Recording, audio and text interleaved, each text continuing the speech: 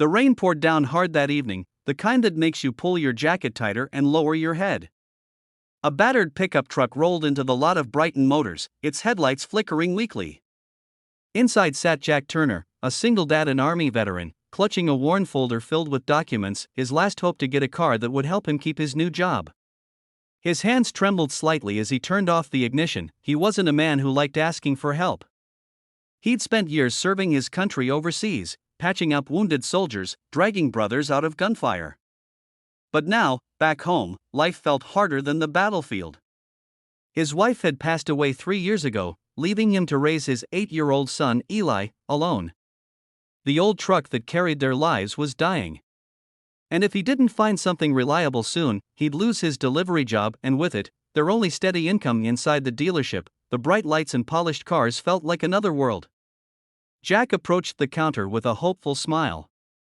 "Hi, I called earlier about the trade-in program for veterans," he said. Behind the desk stood Mark Benson, the dealership manager, a man in a slick suit with a practiced smile that didn't quite reach his eyes. "Right," Mark said, glancing at Jack's worn clothes and muddy boots. "You said you wanted to trade that old truck outside?" Jack nodded, sliding his folder forward. "Yes, sir. I just need something reliable for work. I'm a veteran, served 10 years in the Army. I heard there's a discount program for us." Mark sighed dramatically, flipping through the papers without interest. "Yeah, well, those programs depend on availability. And right now, we don't have anything in your price range." Jack's face fell. "But your website said..." "Look, pal," Mark interrupted, his tone sharp now. "We get a lot of people claiming special discounts. We're not a charity. Maybe you should try a used car lot down the street." A couple of salesmen snickered nearby. One whispered something under his breath, and they laughed. Jack's jaw tightened. He wasn't angry, just humiliated. "I understand," Jack said softly, gathering his papers. "Thanks anyway." But as he turned to leave, Mark added, "And hey, next time, don't waste our time unless you actually have money to spend." The laughter followed Jack out into the rain. He sat in his truck, gripping the steering wheel as his son's voice echoed in his mind. "Dad, did you get the new car?" Tears welled up, but he blinked them back. He'd faced worse. Still, something inside him cracked that day, not just pride, but hope. Just as he was about to start the truck, a black luxury SUV pulled into the lot. From it stepped Mr. Henry Brighton, the dealership owner, an older man with silver hair, walking with a slight limp. Everyone in the dealership straightened immediately. Henry entered, shaking the rain from his coat. "Evening, Mark. How's business?" Mark flashed his fake smile again. "Great, sir. Just handling a few customers. One just left, a guy trying to pull the veteran card for discounts." Henry stopped mid-step. "Veteran card," he repeated slowly. "Yeah, said he was Army or something."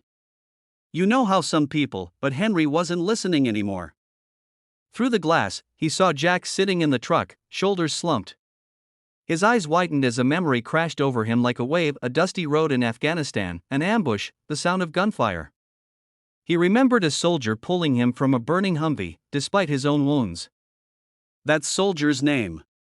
Jack Turner. Without another word, Henry stormed outside. He approached Jack's window, and when Jack saw him, confusion filled his eyes. "Sir? Can I help you?" Henry's voice broke slightly. "Jack Turner, it's you." Jack blinked, not recognizing him at first. "Do I know you?" Henry smiled, tears forming. "You saved my life. Kandahar, 2011. I was the embedded journalist with the convoy that got hit." Jack's eyes widened as the memory came back, the chaos, the fire, dragging a man to safety. "Mr. Brighton?" Henry nodded, his voice trembling. "You carried me out when no one else could. I owe you my life, son." Mark had come outside, trying to figure out what was happening. "Sir, this guy was just..." Henry turned on him, his tone like steel. "This guy is a hero, Mark. You threw out the man who saved my life." The color drained from Mark's face. Customers nearby had stopped to watch. Henry took off his jacket and put it around Jack's shoulders. Come inside, Jack. You're not leaving here without a car. In fact, you'll have your pick of anything on this lot, free of charge. Jack tried to protest. Sir, I can't accept. You can, Henry said firmly. You earned it long before you walked through those doors. He turned to the crowd. Let this be a reminder, never judge a man by his clothes or his struggle. You never know the battles he's already fought for you. Mark's career ended that night. But for Jack and Eli, it was the beginning of something beautiful. Henry made sure Jack had not just a car, but a job managing veteran outreach for the dealership, a position created just for him. The two became close friends, bound by a moment of courage that had come full circle months later. Jack stood beside his new car with Eli, smiling for the first time in years. His son looked up and said, Dad, I told my teacher you're a hero. Jack hugged him tightly. No, buddy. Real heroes are the ones who never give up on being kind. As they drove off together, the camera could have followed the raindrops drying on the windshield, turning into rays of sun, because sometimes, life gives back exactly when you've lost hope. So if this story touched your heart, take a second to like this video, subscribe, and share it with someone who believes in kindness and second chances. Because somewhere out there, another Jack Turner just needs a reason to keep going.